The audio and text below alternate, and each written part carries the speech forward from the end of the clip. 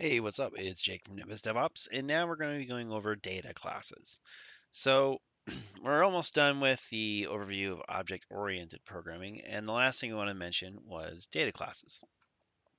So, in later versions of Python, you can describe this as like a mutable named tuple with defaults.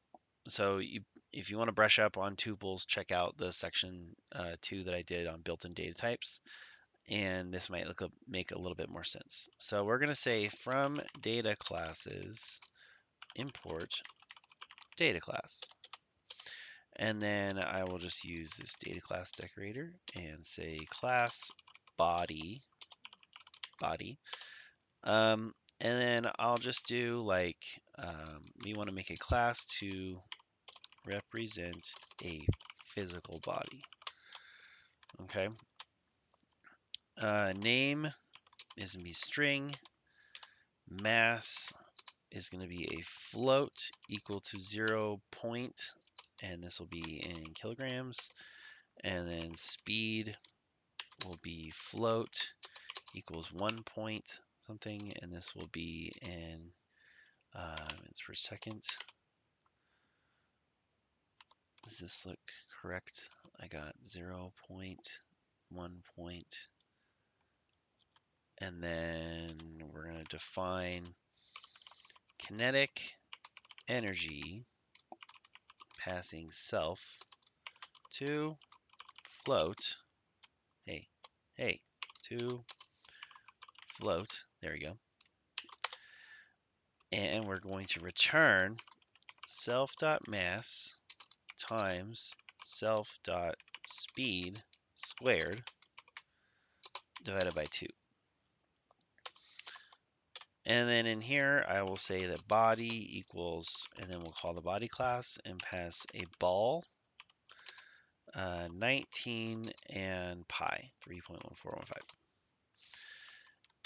All right, and then we want to do is we want to print body dot kinetic energy, and just call that as it is, and then print our body like that.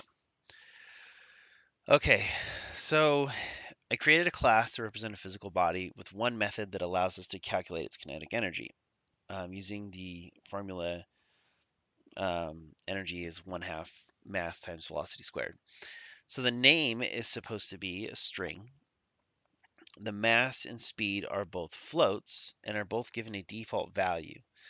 Um, Notice it's interesting, we didn't have to write any init method, and it's because it's done for us by the data class decorator, along with methods for comparison for producing the string representation of the object implicitly called on the last line by print. I don't know why this is giving me an issue. Fields without default values cannot appear after fields with default values. Oh, because this is a minus. Equals. All my problems are solved. Okay. So there's a specification for this, PEP 557, if you're curious, but for now, just remember that data class might offer a nicer, slightly more powerful alternative to name tuples, just in case you need it, because you can see this code is very easy to read. What did I call this? Data class, and there's all of my information.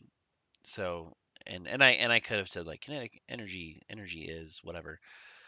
Um, to make this a little bit more meaningful. But this is the kinetic energy of this ball given this mass and speed.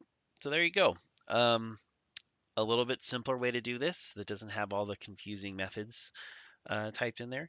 So if you have any questions about data classes, let me know. But if not, then that'll just be a quick little wrap up.